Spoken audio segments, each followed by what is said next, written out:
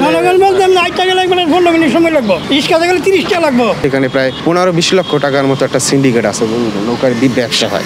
পাশ দিয়েও তো যাতায়াত করতে পারি, আটকাই দিছে, কারণ এই নৌকা চলাচলের ব্যবসা তাদের বন্ধ হয়ে যাবে। 5 টাকা একটু বেশি, কারণ 2 মিনিটও লাগে না পার হইতে। আসলে মতিঝিল নাম, এটা মতিঝিলের যে ঝিল বলতে আমরা যা চিনি সেই এরিয়াটা পুরো ঝিল ছিল, এরকম ছিল। তো এই ঝিলের এখন এই একাংশ মানে এডু রয়েছে।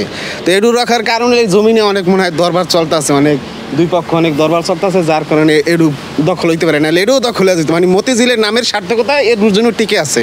তো এইখান দিয়ে গলি আছে, গলিতে রেগুলার যাতায়াত করি আমি, আজকে 7 বছর ধরে যাতায়াত করি, সময় কম লাগে। নৌকা পার হয়ে যাতায়াত করলে মিনিমাম 20 মিনিট থেকে 15 মিনিট সময় বেঁচে যায়, যার কারণে মানুষ এই নৌকা দিয়ে পারাপার হয়, বাধ্য হয়ে পারাপার।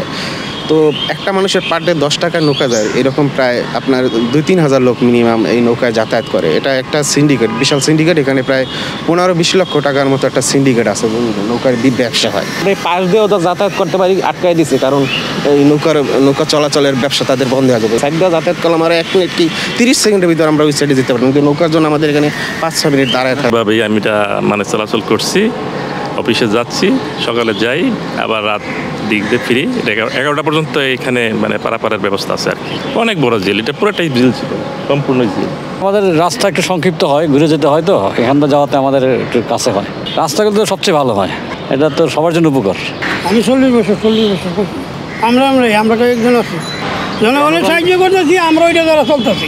জনগণ বলতে 8 টাকা লাগবে, 15 মিনিট সময় লাগবে, রিক্সাতে গেলে 30 টাকা লাগবে। আমি এখন সব জিনিসের দাম, আমরা নিতে আমাকে প্রথম নিচ্ছি 4 আনা করে 10 পয়সা, 1 টাকা, 2 টাকা, করোনার পর চলে দিচ্ছি 5 টাকা করে, মানে 1 কেজি চাল কিলো লাগে 70 টাকা দেওয়া। এটাতে আমরা এই সদরকার যাইতাম নৌকা দিয়া, টেন্ডরি খেতে খেতে, আবার আইতাম মান্ডা মুগদা দিয়া। এইসব পথগুলি বন্ধ হয়ে গেছে, খালবিল নাই তো।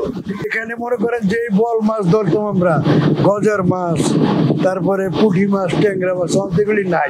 এই 25 পয়সার থেকে 10 পয়সা, 10 পয়সার থেকে 25 পয়সা, 25 পয়সার থেকে 50 পয়সা, 1 টাকা, 2 টাকা, 5 টাকা করে পারে। অফিসে যাওয়া আসার জন্য একটা সহজ পথ, নাহলে আমার ঘুরে যেতে 30 টাকা রিক্সা ভাড়া লাগে, ওর থেকে 5 টাকা দিয়ে চলে যাই এবং আসি, এবং তাড়াতাড়ি যাওয়া আসা যায়। টাকা সাশ্রয় এবং সময়ও বাঁচে, এবং একটু নৌকা তো ভালো লাগে, আমার নৌকা পানি দেখা যায়, মনে হয় আমার দেশের নৌকা সেই রকম মনে হচ্ছে। ইন্টারেস্টিং যে ঢাকা বাংলাদেশ ব্যাংকের পিছনে নৌকা আসলো কীভাবে, এবং ঝিলের ভিতরে নৌকা, এটা একটা মজার, দেশের একটা ফ্লেভার পাচ্ছি, খুব সুন্দর লাগতেছে, অনেক মজা লাগে। আসলে বিষয়টা হচ্ছে কি, আপনার এটা একটা ঐতিহ্য ধরে রাখছে, কারণ ঢাকা শহরের অনেক মানুষ আসে আসলে নৌকা ভ্রমণটা প্রায় ভুলেই গেছে গা। তো একটু জায়গাটি যেমন এনজয়, তেমন মনে করেন পার হওয়াটা আসলে অনেক ভালো লাগে সব মিলিয়ে। ঢাকা শহরের ফান কেন্দ্রে মনে করেন এই ধরনের একটা ছোট আছে, এটা মানুষের জন্য অনেক ভালো, মানে নৌকার ঐতিহ্যটা অন্তত ধরে রাখতে। না, এটা একদম রিজনেবল, এটা ওরা 5 টাকা করে না, এটা খুব বড় কিছু না। আমি একটু ওই কমলাপুর যাব, ওই যে এখান থেকে শর্টকাটে যাওয়া যায় আর কি। তো কিছুটা সুবিধা হচ্ছে, আশেপাশে যারা থাকে তাদের জন্য একটু সুবিধাই। আগে 2 টাকা করে নিত, গত 4-5 বছর ধরে 5 টাকা করে নেওয়া হয়। 5 টাকা একটু বেশি, কারণ 2 মিনিটও লাগে না পার হইতে।